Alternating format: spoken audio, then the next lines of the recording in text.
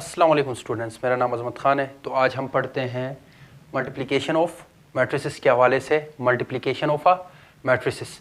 तो multiplication of a matrices start करने से पहले मैंने प्रीवियस वीडियोस में मैंने आप लोगों को एडिशन ऑफ अ मैट्रिक्स पढ़ाया था। दो या दो से ज़्यादा मैट्रिसेस ऐड कैसे होते हैं, आपस में प्लस कैसे होते हैं। जब वो प्लस कब होते हैं, जब उनका ऑर्डर सेम हो। तो अब मल्टीप्लिकेशन के केस में मैट्रिसेस का ऑर्डर क्या, ऑर्डर सेम हो या फर्दर कोई और बात है, तो उसकी तरफ हम चलते हैं। Multiplication of a matrices, multiplication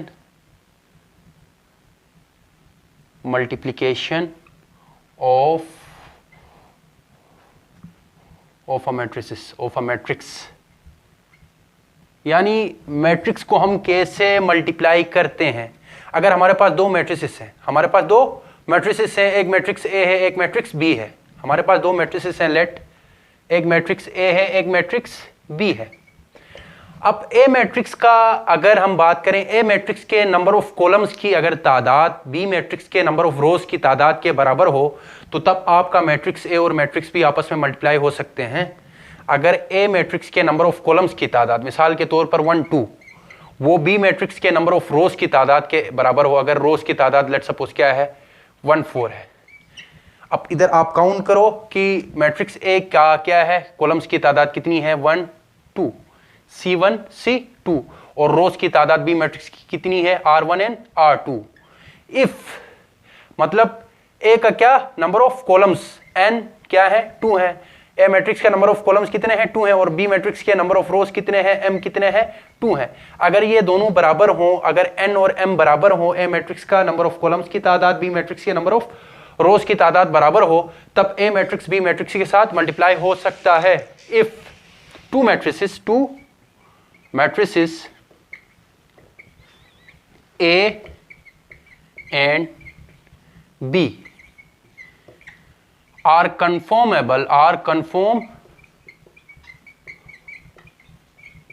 for multiplication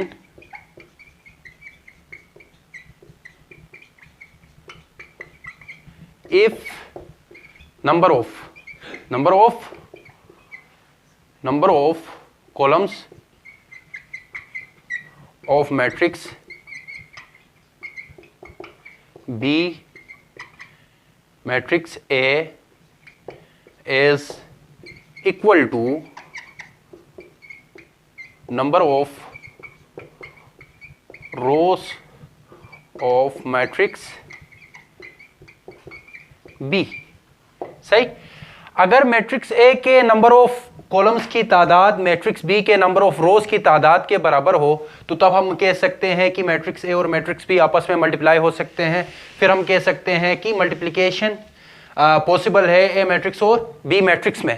तो एग्जांपल अगर हम दे दें, मल्टीप्लाई कैसे होते हैं, मल्टीप्लाई मैट्रिसेस आपस में कैसे होते हैं। अब लेट सपोज यही एग्जांपल मैं ले लेता हूं, ए और बी को मल्टीप्लाई करके मैं देख लेता हूं क्या ए मैट्रिक्स बी मैट्रिक्स के साथ मल्टीप्लाई होता है। अब ए मैट्रिक्स क्या है हमारे पास, 1 एंड 2 है, बी मैट्रिक्स क्या है, 1 एंड 4 है। अब मल्टीप्लाई करते हैं। मल्टीप्लाई के केस में याद रखो, हमने यहां से किस वाइज जाना है, हमने यहां से रो वाइज चलना है और इधर से हमने कॉलम वाइज चलना है। अब इधर तो मैंने एक दो छोटे से मैट्रिसेस ले लिए हैं। फर्दर जब हम एक्सरसाइज की जानिब जाएंगे तो इंशाल्लाह मैं उधर आप लोगों को समझाऊंगा कि अब इधर तो छोटे ऑर्डर के हैं, बड़े बड़े ऑर्डर के भी मैट्रिसेस आ सकते हैं और उनको मल्टीप्लाई करना होता है, और उनके लिए भी ऑर्डर बड़ा हो तो फिर भी हमने क्या देखना है कि फर्स्ट मैट्रिक्स की क्या नंबर ऑफ रोज की तादाद सेकंड मैट्रिक्स के नंबर ऑफ कॉलम्स की तादाद के फर्स्ट मैट्रिक्स के नंबर ऑफ कॉलम्स की तादाद सेकंड मैट्रिक्स के नंबर ऑफ रोज की तादाद के बराबर है या नहीं है। अब 1 को 1 से मल्टीप्लाई करेंगे, 1 मल्टीप्लाई बाई 1, और दरमियान में हम प्लस लगाते हैं, 2 मल्टीप्लाई बाई 4। तो इस केस में जो हमें रिजल्ट मिला, क्या मिला, 1 4 4 प्लस 2 4 8। तो जो हमें आंसर मिलेगा क्या मिलेगा, 12। तो ए मल्टीप्लाई बाई बी, ए और बी मैट्रिक्स को जब हमने मल्टीप्लाई किया हमें आंसर क्या मिला, 12 मिला। उम्मीद है आप लोगों को multiplication of a matrix clear हो गया होगा। और इसी तरह मल्टीप्लिकेशन ऑफ अ मैट्रिक्स के अंदर एडिशन की तरह इसके अंदर भी प्रॉपर्टीज आती हैं। जिस तरह कमोटेटिव प्रॉपर्टी की बात करेंगे, क्या कमोटेटिव प्रॉपर्टी मल्टीप्लिकेशन के केस में ओबे होती है, नहीं होती है। फिर इसी तरह एसोसिएटिव प्रॉपर्टी की जानिब जाएंगे, डिस्ट्रीब्यूटिव की तरफ जाएंगे, एडिटिव मल्टीप्लिकेटिव आइडेंटिटी की तरफ जाएंगे, और उसी तरह ट्रांसपोज के हवाले से भी बात करेंगे।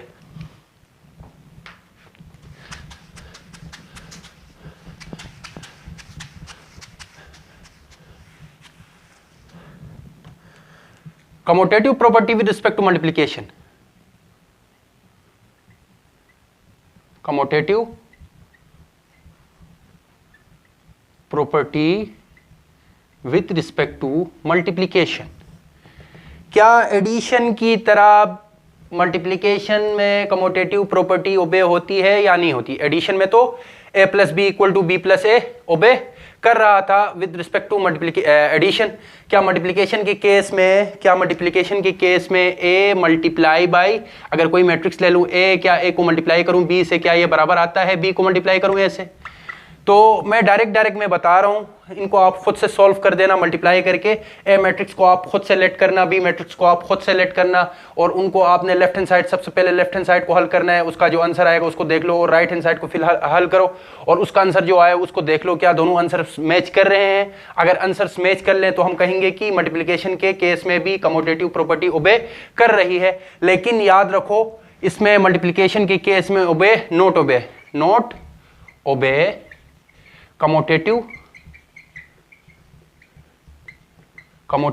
Property,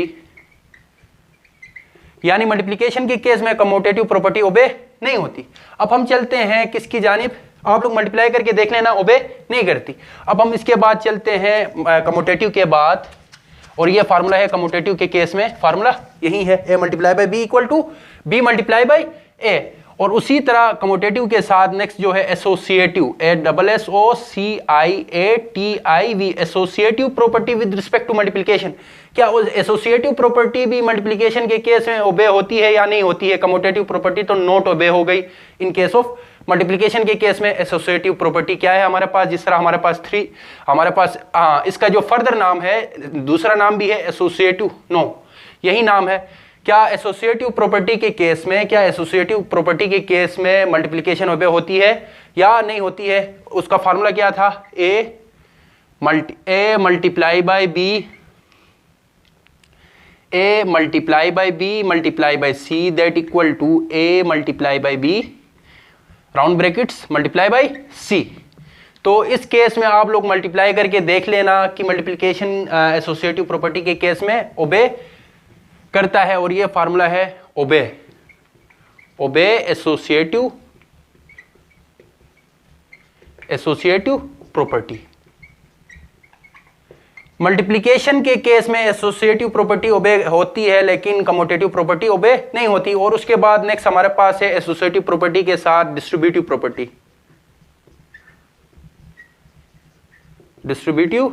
property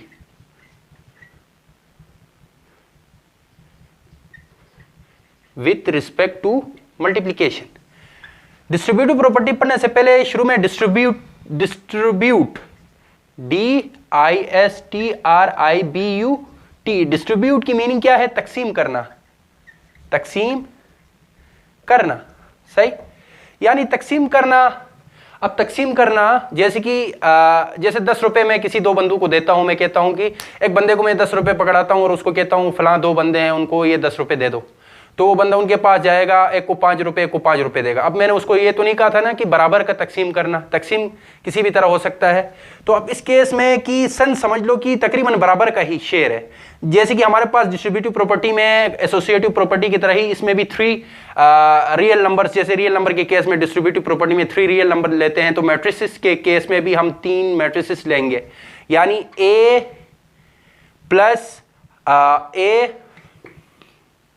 multiply by B plus C that equal to A B plus A C. मतलब अब ए क्या हो रहा है, वहीं 10 रुपए हैं, ए डिस्ट्रीब्यूट हो रहा है बी के साथ भी और ए डिस्ट्रीब्यूट हो रहा है सी के साथ भी।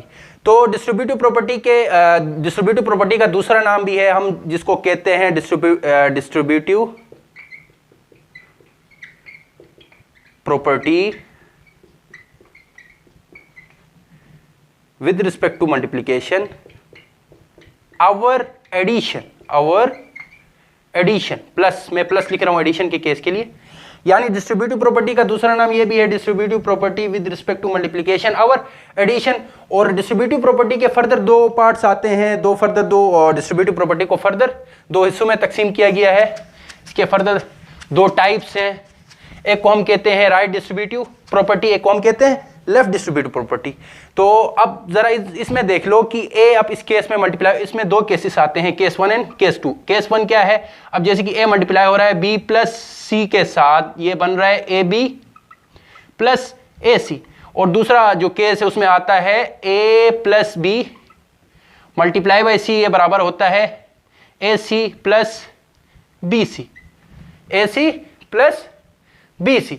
अब इस केस में क्या है, अब हमने ए को सी से मल्टीप्लाई किया और इधर बी को सी से मल्टीप्लाई किया, और अब इधर ए किस साइड से किस साइड की तरफ मल्टीप्लाई हो रहा है, लेफ्ट साइड से राइट साइड की तरफ जा रहा है। तो इसको हम कहते हैं left distributive property, left distributive property, या दूसरा नाम left distributive property with respect to multiplication और एडिशन। और अब इधर जो सी है, सी मल्टीप्लाई हो रहा है राइट साइड से लेफ्ट साइड की जानिब। जरा देखिए ये मेरा राइट हैंड है, राइट साइड से लेफ्ट साइड की जानिब जब मल्टीप्लाई हो रहा हो, इसको हम कहते हैं राइट डिस्ट्रीब्यूटिव प्रॉपर्टी, और इसका दूसरा नाम right distributive property with respect to multiplication और एडिशन। तो उम्मीद है आप लोगों को ये दोनों भी क्लियर हो गए होंगे, डिस्ट्रीब्यूटिव प्रॉपर्टी क्या होती है, हम इसमें कितने मैट्रिसेस लेते हैं, और इसका दूसरा नाम क्या था, और इसके फर्दर दो पार्ट्स क्या थे। तो डिस्ट्रीब्यूटिव प्रॉपर्टी भी मल्टीप्लिकेशन के केस में ओबे होती है। आप लोग मल्टीप्लाई करके देख लेना, वही इजी है, आपको मल्टीप्लाई करने का प्रोसेस मैंने सिखा दिया है। शुरू में इस केस में क्या करना है, ए को एज इट इज बाहर रखना, जो मैट्रिक्स आप ए को लेट करोगे वो बाहर रखना, और इस केस में जो लेट कर रहे हो इनका आपने देखना है कि क्या मल्टीप्लिकेशन, सबसे पहले देखना है मल्टीप्लिकेशन पॉसिबल है या नहीं है। अगर पॉसिबल है तब आपने ए को एज इट इज बाहर रखना है, बी और सी को शुरू में प्लस करना है, जो आंसर आए उस आंसर को ए के साथ मल्टीप्लाई कर दो, जो आंसर आएगा उसको लेफ्ट हैंड साइड इक्वेशन 1 कर दो, और राइट साइड में जब जाओगे ए और बी को मल्टीप्लाई करो, ए और सी को मल्टीप्लाई करो, इसका जो आंसर आएगा और इसका जो आंसर आएगा उन दोनों आंसर्स को आपस में क्या करना है, प्लस करना है, और इसको हमने इक्वेशन नंबर 2 कर देना है। और इक्वेशन 1 और इक्वेशन 2 को देखना है कि क्या दोनों में शक्लें, दोनों की शक्लें सेम है। अगर शक्लें सेम हुई तो हम कहेंगे from equation 1 and 2 it is proof that left hand side equal to right hand side. Hence multiplication के केस में डिस्ट्रीब्यूटिव लॉ ओबे होता है। तो अब हम चलते हैं फर्दर मल्टीप्लिकेटिव आइडेंटिटी की जानिब। उम्मीद है आप लोगों को डिस्ट्रीब्यूटिव प्रॉपर्टी भी क्लियर हो गई होगी।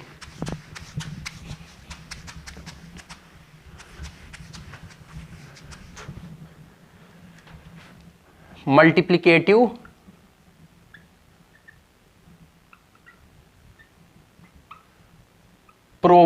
आइडेंटिटी, मल्टीप्लिकेटिव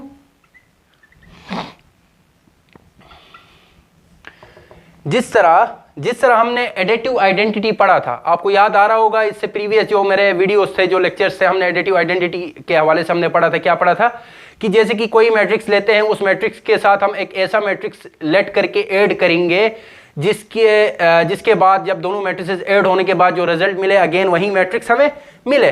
तो वो केस था एडिशन के केस में। अब इधर मल्टीप्लिकेशन के केस में जो हमने मैट्रिक्स लेना है, उस मैट्रिक्स को हम गिवन मैट्रिक्स के साथ जब मल्टीप्लाई करेंगे, जो आंसर आएगा सेम वही आंसर आना चाहिए। अब एडिशन के केस में जो हम मैट्रिक्स लेट करते थे वो हम जीरो मैट्रिक्स या नल मैट्रिक्स लेट करते थे, लेकिन मल्टीप्लिकेटिव आइडेंटिटी के केस में जो मैट्रिक्स लेट करेंगे वो आइडेंटिटी मैट्रिक्स होगा। आप लोगों को याद आ रहा होगा आइडेंटिटी मैट्रिक्स मैंने आप लोगों को पढ़ाया था। आइडेंटिटी मैट्रिक्स किसकी टाइप थी, एक आपके डायगोनल मैट्रिक्स, आइडेंटिटी मैट्रिक्स जो था टाइप्स ऑफ मैट्रिक्स में मैंने आप लोगों को पढ़ाया था। तो आइडेंटिटी मैट्रिक्स के साथ मल्टीप्लिकेटिव आइडेंटिटी क्या है, सपोज लेट करता हूं टू मैट्रिसेस। सबसे पहले मल्टीप्लिकेटिव आइडेंटिटी के केस में आपके पास आइडेंटिटी मैट्रिसेस मुख्तलिफ किस्म के हैं, जैसे कि I1 है। I1 कौन सा मैट्रिक्स होता है जिसमें खाली एक ही 1 हो, ये एक I1 आइडेंटिटी मैट्रिक्स है जिसमें एक ही रो और एक ही कॉलम है, R1 एंड C1। उसी तरह I2 मैट्रिक्स होता है। I2 क्या होता है, इसमें 2x2 ऑर्डर का होता है, 1 0 0 1, इसमें 2 रोस और 2 कॉलम्स होते हैं। और उसी तरह I3 जो मैट्रिक्स होता है identity matrix of order 3x3 1 0 0 0 1 0 0 0 1, ये क्या है, I3 मैट्रिक्स है। तो अब हम चलते हैं कि क्या मल्टीप्लिकेटिव आइडेंटिटी के केस में हम जो मैट्रिक्स लेट करेंगे, सपोज मेरे पास एक मैट्रिक्स है, A एक मैट्रिक्स है, A मैट्रिक्स हमारे पास है, लेट सपोज 1 3 6 9 1 3 6 9। अब इस केस में जो मल्टीप्लिकेटिव आइडेंटिटी का जो फार्मूला बनेगा ए मैट्रिक्स के केस में क्या बनेगा, ए मल्टीप्लाई बाई आई या I multiply by identity matrix multiply by A हमेशा बराबर होगा किसके, ए मैट्रिक्स के। शुरू में ए को आई से मल्टीप्लाई करो, ए मैट्रिक्स को आइडेंटिटी मैट्रिक्स से मल्टीप्लाई करो या आइडेंटिटी मैट्रिक्स को ए मैट्रिक्स से मल्टीप्लाई करो, जो आंसर आएगा अगेन हमें ए मैट्रिक्स ही मिलेगा। क्या ऐसा ही होता है? जरा हम देख लेते हैं एक एग्जांपल, चलो कर लेते हैं इस केस में। चलो ए मैट्रिक्स को आइडेंटिटी मैट्रिक्स से मैं मल्टीप्लाई करता हूं। ए मैट्रिक्स हमारे पास क्या है, ए मैट्रिक्स है 1 3 6 9 और आइडेंटिटी मैट्रिक्स जो हमने अभी लेट करना है, क्योंकि हमने ऑर्डर के मुताबिक चलना है और मल्टीप्लिकेशन का मैंने आप लोगों को केस पढ़ाया था कि मल्टीप्लिकेशन के केस में जो ए मैट्रिक्स होगा उसकी जो नंबर ऑफ कॉलम्स होंगे वो आइडेंटिटी मैट्रिक्स के नंबर ऑफ रोज के बराबर हो। तो हमने अब इधर I1 को लेट नहीं करना, I1 ए मैट्रिक्स के साथ मल्टीप्लाई नहीं हो सकता, नॉट पॉसिबल है। और उसी तरह I3 मैट्रिक्स भी मल्टीप्लाई आपके ए मैट्रिक्स के साथ नहीं हो सकता, क्योंकि इसके जो नंबर ऑफ कॉलम्स हैं ए मैट्रिक्स के वो नंबर ऑफ रोज I3 के बराबर नहीं है, क्योंकि इसमें 3 रोज हैं और इसमें 1 रो था। इसीलिए सुटेबल जो आइडेंटिटी मैट्रिक्स है इस केस में कौन सा है, I2 मैट्रिक्स है। कौन सा है, I2 1 0 0 1। अब इस केस में जो आंसर हमें मिलेगा A multiply by identity matrix का, इस केस में 1 multiply by 0 1 multiply by 1 1 plus 3 multiply by 0 0 और उसी तरह 1 मल्टीप्लाई बाय 0 0 प्लस 3 1 जा 3 और उसी तरह, क्योंकि हमने इधर से रो वाइज इसी तरह कॉलम वाइज हमने चलना है। 6 multiply by 1 6 plus 9 multiply by 0 0 6 multiply by 0 0 9 1 जा 9। और इस केस में जो हमें आंसर मिलेगा वो क्या मिलेगा, 1 प्लस 0 1 0 प्लस 3 3 6 प्लस 0 6 0 प्लस 9 9। क्या इसकी शक्ल से मैच कर रही है? 1369 1369। तो हम कह सकते हैं, अगर मैं इसको इक्वेशन 1 कर दूं तो मैं कहूंगा फ्रॉम इक्वेशन 1 इक्वेशन 1 के मुताबिक क्या है कि ये जो मैट्रिक्स है ये शक्ल जो है ये ए के बराबर है। तो लेफ्ट साइड में क्या था, A matrix multiply by identity that equal to I2 कर दो। चलो दैट इक्वल टू आपके अगेन इसकी जगह में क्या लिख रहा हूं, ए मैट्रिक्स लिख रहा हूं। और ये जो फार्मूला था, ये जो रूल था, क्या यही है, ए मल्टीप्लाई बाय आई बराबर है ए के, बिल्कुल बराबर है। और उसी तरह आई को ऐसे मल्टीप्लाई करके भी देख लो तब भी रिजल्ट सेम आएगा। उम्मीद है आप लोगों को मल्टीप्लिकेटिव आइडेंटिटी भी क्लियर हो गया होगा। अब हम चलते हैं ट्रांसपोज की तरफ।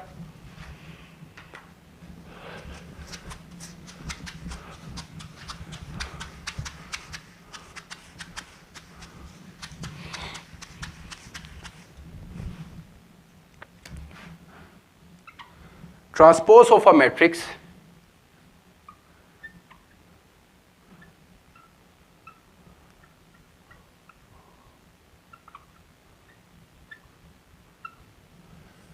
with respect to multiplication। सही, तो इसका जो फार्मूला है हमारे पास ट्रांसपोज हमने प्रीवियस लेक्चर में हमने पढ़ा था। ट्रांसपोज किसे कहते थे कि ट्रांसपोज लेना the interchanging of rows into columns and columns into rows, rows को कॉलम में चेंज करना और कॉलम्स को रोज में चेंज करना, इसको हम कहते थे कि ट्रांसपोज ऑफ अ मैट्रिक्स। और अब हम क्या कर रहे हैं, transpose of a matrix with respect to multiplication. तो इस केस में क्या होगा, ए बी जब दो मैट्रिसेस हैं ये आपस में मल्टीप्लाई हो रहे हैं, इन दोनों का होल ट्रांसपोज ले लो, ये हमेशा बराबर होगा बी ट्रांसपोज ए ट्रांसपोज के। कभी भी पेपर में आ सकता है A B whole transpose equal to A transpose B transpose भी दे सकते हैं। ये गलती ना कर देना, इसमें टिक नहीं लगाना, ये गलत है। सही कौन सा है, ए बी होल ट्रांसपोज हमेशा बराबर होता है बी ट्रांसपोज ए ट्रांसपोज। इधर जो सेकंड मैट्रिक्स है वो राइट साइड में जाके पहले लिखा जाता है, इसका ट्रांसपोज पहले लिया जाता है, फिर ए मैट्रिक्स का ट्रांसपोज लिया जाता है। आप ये ना कर देना, ये गलत है। इसमें लेफ्ट साइड और राइट साइड कभी भी बराबर नहीं आएगा। आप लोग इसको आजमा के देख लेना। चलो हम एग्जांपल देके चलो इसको कर लेते हैं। सपोज लेट हमारे पास ए एक मैट्रिक्स है 1 2 3 4 और उसी तरह बी एक मैट्रिक्स है 1 9 6 2। सही, अब हम सबसे पहले कौन सी साइड हल करें, हम हल करते हैं लेफ्ट हैंड साइड। हमारे पास क्या है, ए बी होल ट्रांसपोज है, तो ए बी होल ट्रांसपोज किसके बराबर होगा, हमारे पास ए मैट्रिक्स क्या है, ए मैट्रिक्स है 1 2 3 4 और बी मैट्रिक्स क्या है 1 9 6 2 1 9 6 2।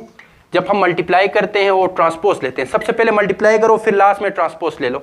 जब मल्टीप्लाई करेंगे 1 multiply by 1 1 plus 2 multiply by 6 12 और 1 मल्टीप्लाई बाय 9 9 2 2 जा 4 तो प्लस 4, उसी तरह 3 1 जा 3 प्लस 4 6 जा 24 और उसी तरह 3 9 जा 27 प्लस 4 2 जा 8।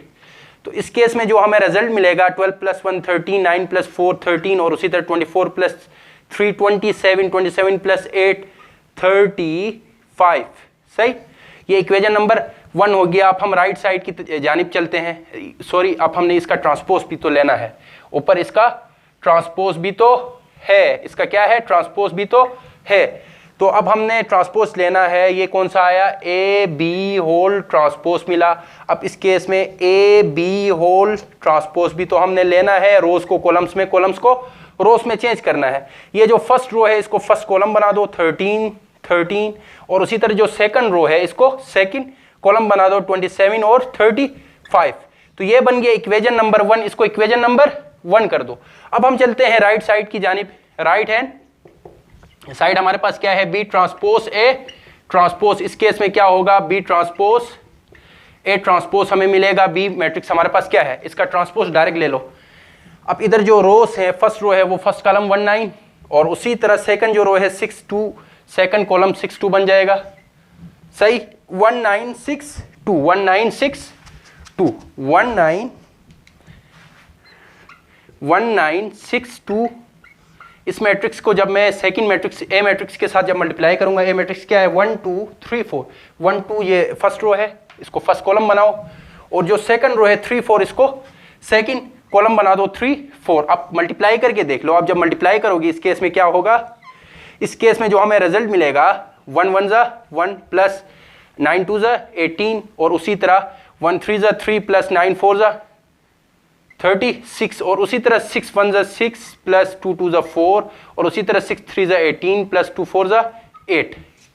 अब इस केस में जो हमें आंसर मिलेगा क्या मिलेगा, 18 प्लस 1 19 36 प्लस 3 39 4 प्लस 6 10 और 18 प्लस 8 26। तो अब मुझे बता दो क्या लेफ्ट हैंड साइड और राइट हैंड साइड का क्या आंसर सेम आ रहा है। बी का ट्रांसपोज लिया हमने और उसको हमने ए ट्रांसपोज के साथ मल्टीप्लाई करके देख लिया। बी का ट्रांसपोज क्या लिया 1 9। सही, 1 9। अच्छा, मैंने एज इट इज इसको मेरे ख्याल से मैंने लिख दिया है 1 9 6 2। तो इसका मैंने ट्रांसपोज लेना था, इसका मैंने ट्रांसपोज लेना था, मैंने गलती कर दी मेरे ख्याल से। मैंने क्या कर दी, गलती कर दी। अब B transpose A transpose that equal to B, हमारे पास ट्रांसपोज कौन क्या लेंगे 1 9 1 9 6 2 6 2 और इस केस में क्या मिलेगा 1 2 3 4 1 2 3 4 और अब मल्टीप्लाई करके देख लो। अब इस केस में क्या मिलेगा 1 1 जा 1 प्लस और 6 2 जा 12 और उसी तरह 1 3 जा 3 प्लस 6 4 जा 24 9 1 जा 9 प्लस 2 2 जा 4 और 9 3 जा 27 प्लस 2 4 जा 8। तो जो आंसर लास्ट में अब इसमें मिलेगा क्या मिलेगा 12 प्लस 1 13 3 प्लस 24 27 9 प्लस 4 13 27 प्लस 8 35। इसको इक्वेशन नंबर 2 कर दो और ये क्या था, ये हमारे पास बराबर था बी ट्रांसपोज ए ट्रांसपोज के। आप लोग अब देख लो इक्वेशन 1 को भी देख लो और इक्वेशन नंबर 2 को भी देख लो, क्या दोनों की शक्लें सेम है, एग्जैक्टली सेम है। इसका मतलब क्या हुआ कि ए बी होल ट्रांसपोज बराबर होता है बी ट्रांसपोज ए ट्रांसपोज के, ना कि ए बी होल ट्रांसपोज कभी बराबर नहीं होगा ए ट्रांसपोज बी ट्रांसपोज के, क्योंकि अब ए ट्रांसपोज बी ट्रांसपोज लिखेंगे तो कमोटेटिव लॉ आपने पढ़ा था विद रिस्पेक्ट टू मल्टीप्लिकेशन ओबे नहीं हो रहा था। तो इसी वजह से इस बिना पर इधर ट्रांसपोज के केस में भी हमने इसका ऑर्डर देखना है, बी को पहले रखना है, ए को बाद में रखना है। उम्मीद है आज की जो थ्योरी थी एक्सरसाइज 1.4 की क्लियर हो गई होगी। तो कल इंशाल्लाह हम स्टार्ट करेंगे एक्सरसाइज 1.4। तो उम्मीद है आप लोगों को आज का जो लेक्चर था वो क्लियर हो गया होगा। तो मेरे चैनल को लाइक करें, शेयर करें, सब्सक्राइब करना ना भूलें। अल्लाह हाफिज़।